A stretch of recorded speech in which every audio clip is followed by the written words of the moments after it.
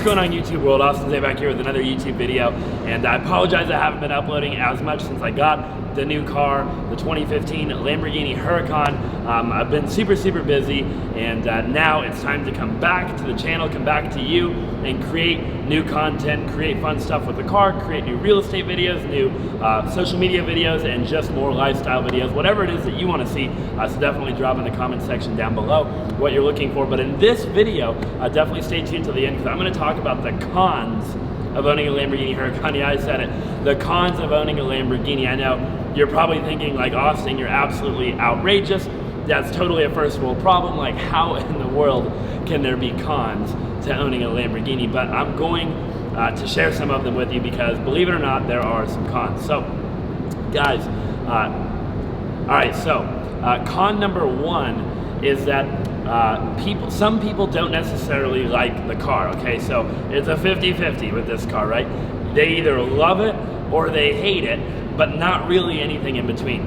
For example, the other day I went to Walgreens to stop and get some medicine and some water, and I was in Walgreens and I was getting my stuff and what have you, and I walked out and there was actually spit on my driver's side window. So somebody actually went out and decided to spit on the car. Now, not a huge deal, right? At the end of the day, I just had to go get it washed, and it obviously came right off. It could have been a lot worse. Somebody could have keyed it, or they could have actually damaged the car in some way. So again, not a huge deal, but it does go to show that you know, there are people that are envious. I mean, they obviously didn't even know who I was. They've never met me in my life, you know. They just saw the car, and whatever assumption they made in their head, it clearly wasn't a good one, so they decided to do that. So it's definitely a big con, right? You guys, another huge con. I probably sound like a total douche for saying this, but I promise you I'm not. I just wanted to make a video because there are cons to owning cars like this, and I will make a pro video in the future. But another con is that right now, if you don't know, I do live in a high-rise. I live on the 25th and 26th floor in downtown Phoenix, Arizona. Okay, I grew up in Gilbert, moved to Scottsdale, now I'm in downtown Phoenix, and I have to pull in to this parking garage every time I drive this car. Now, when I pull into the parking garage, I gotta put the front lift up. It goes up about 3.5 inches, and I have to literally go like 1/4 of a mile per hour, and sometimes even have like one of my buddies get out of my car and watch me turn into this garage to make sure I don't hit one of the back wheels as I turn in. And then as I come down this slope into the parking garage, it goes like this. So I clear it by about 1/4 to maybe 1/2 of an inch with the lift up. And again, I'm going like 1/4 of a mile per hour. So to go from the street to P4, I actually have to go down 4 floors of parking to the very bottom level. It takes me about 5 to 10 minutes every single time. So to go up and down, do the math, it takes a little while, and it's kind of a pain in the butt. So if you are an exotic car owner thinking of living in a high-rise, or if you live in a high-rise and you're thinking of getting an exotic car, it might be something you want to reconsider, at least for the time being. So definitely think about that. Also, like carrying groceries and stuff. I know you're not really gonna go grocery shopping in this, but if you are, it's kind of a pain in the butt too. I have to like park it sideways, and the doors, like, I can't open my door, and anyways, definitely a big con.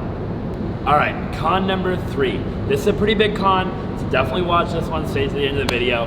But con number 3, and I don't really like this word, so I do apologize in advance. I don't mean to offend you in any way, shape, or form, but gold diggers, okay? I'm talking about females primarily, but believe it or not, this applies to men too. You know, you really never know, for girls, who's into you for your stuff, or who's into you for you as a person, right? Because when you drive this car around, the thing is that perception is kind of reality, right? So when people see a car like this, they just assume that you have a lot of money. Even if that's not the case, it's kind of the assumption that's made. So, you know, with girls and social media and things like that, the assumption is that you make a lot of money. And I would say, for the most part, that's probably pretty true. So you have to be pretty careful. you know, to make sure that people really like you for you and they're not just using you for your things or your stuff or to get pictures or videos or content or something like that. Because we do live in a crazy world, and you got to be careful about who you surround yourself with, and obviously make sure that people have good intentions. So that also kind of applies for guys too. You know, you want to make sure that your friends hang out with you for you, and you didn't just get like a random new friend group because you bought like a new car or something materialistic of that sort, whether it be a house or anything like that. Definitely a big con number 3. So watch out for that. You know, it's a pretty big deal, and that takes me right to con number 4, which is money, right? So you have insurance, you have gas.